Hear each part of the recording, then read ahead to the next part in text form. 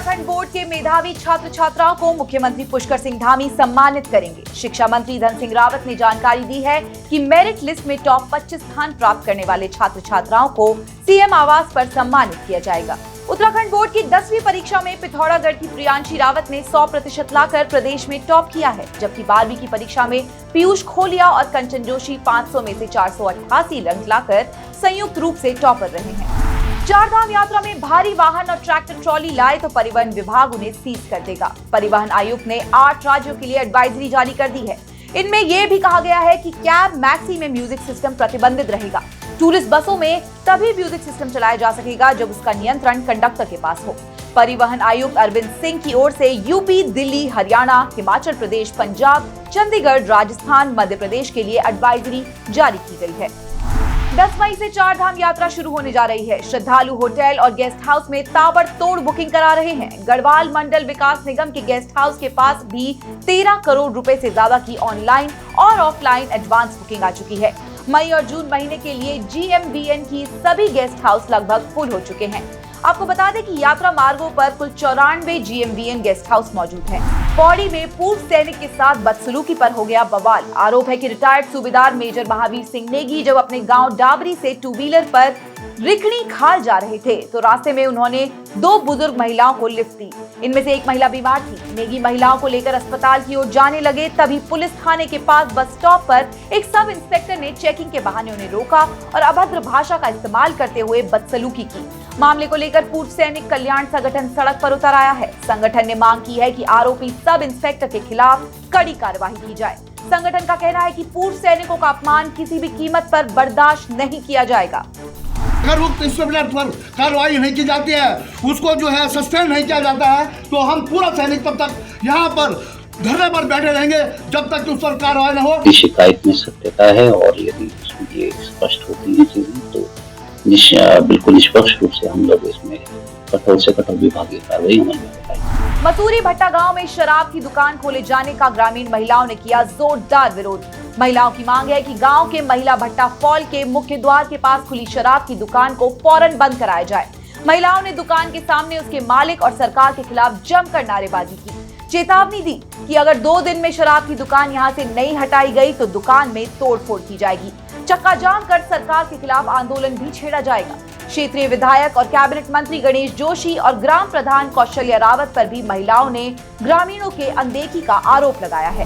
कर रहे हैं सर, हमने पहले भी विरोध, क्योंकि पहले तो केवल हमने सुना था कि भट्टे गांव में एक शराब की दुकान खुल रही है। उसके लिए हमने जिलाधिकारी को भी, उप जिलाधिकारी को भी हमने ज्ञापन सौंपा। आबकारी विभाग में भी गए हैं। उन्होंने कहा कि नहीं हम आपकी सुनेंगे, वैसे भी 500 मीटर के दायरे पे हम खुलने नहीं देंगे। लेकिन ये तो ऑन रोड पे ही दारू की दुकान खुल गई है सर, इसका हम पूरा विरोध कर रहे हैं सर, और हम यहाँ पे खुलने नहीं देंगे। हम खुलने ही नहीं देंगे। हमने प्रशासन को हमने बोल के आया था कि हम अगर आप खोलोगे तो हम धरना प्रदर्शन करेंगे, उसके बाद हम तोड़ फोड़ करेंगे। हाँ बिल्कुल, सरकार द्वारा सहयोग दी जा रही है सर, क्योंकि हमारा लेटर पहले पहुंच गया था DM साहब के पास भी और आबकारी अधिकारी के पास भी, तो उन्होंने हमें आश्वासन दिया था कि हम वहाँ पे दुकान नहीं खोलेंगे, कहीं और जगह खोलेंगे दुकान। उसके बावजूद भी उन्होंने यहाँ पे दुकान खोली, तो हम इसका पुरजोर विरोध करते हैं सर। धर्मनगरी हरिद्वार में हर की पैड़ी पर बनाई रील तो होगी कार्रवाई। गंगा सभा ने ये फैसला लिया है। दरअसल हर की पैड़ी पर एक वीडियो सोशल मीडिया पर वायरल हो रहा है। वीडियो में भगवा कपड़ों में युवक युवती अश्लील हरकतों के साथ रील बना रहे हैं। रील बनाने के दौरान युवक युवती का आसपास खड़े लोगों ने विरोध किया तो दोनों वहां से रफूचक्कर हो गए। मामला गंगा सभा तक पहुंचा और तब संज्ञान लिया गया। गंगा सभा ने फैसला लिया है कि धार्मिक स्थलों पर अश्लीलता फैलाने वालों के खिलाफ एक्शन लिया जाएगा।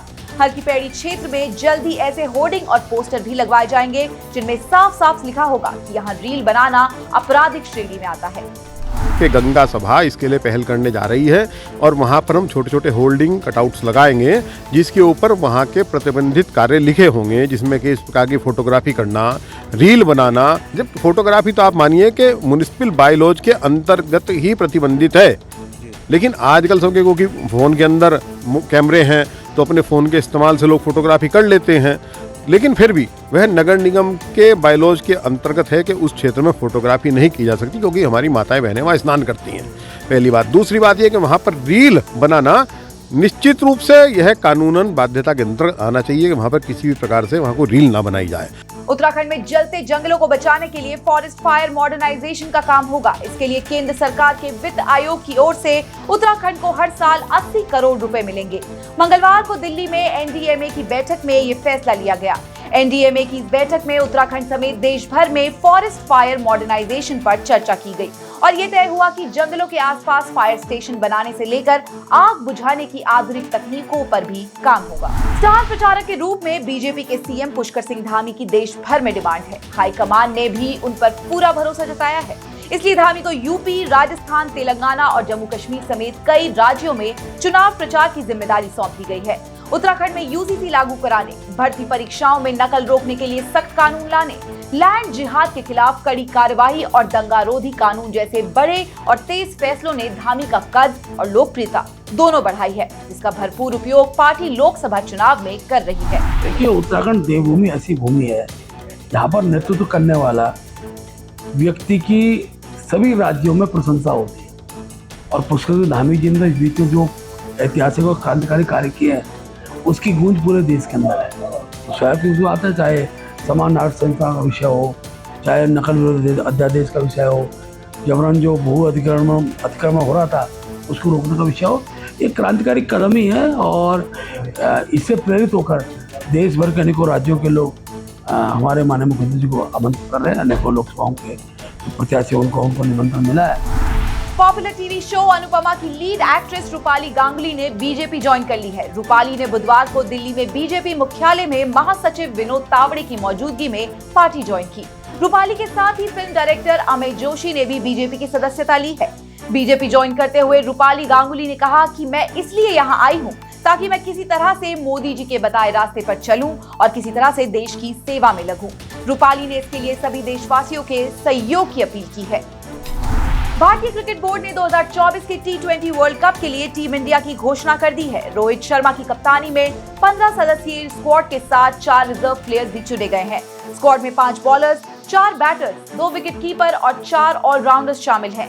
इनमें 4 प्लेयर्स को बेंच पर बिठाया जाएगा। 4 ऑलराउंडर्स में अक्षर पटेल के बेंच बैठने के आसार ज्यादा है। वहीं विकेट कीपर में भी संजू सैमसन के मुकाबले ऋषभ पंत को फर्स्ट चॉइस विकेट कीपर माना जा रहा है। 15 सदस्यीय भारतीय टीम में रिंकू सिंह को नजरअंदाज किया गया है, जबकि संजू सैमसन, युजवेंद्र चहल, शुभम दुबे को आईपीएल 2024 में दमदार प्रदर्शन करने का इनाम मिला है।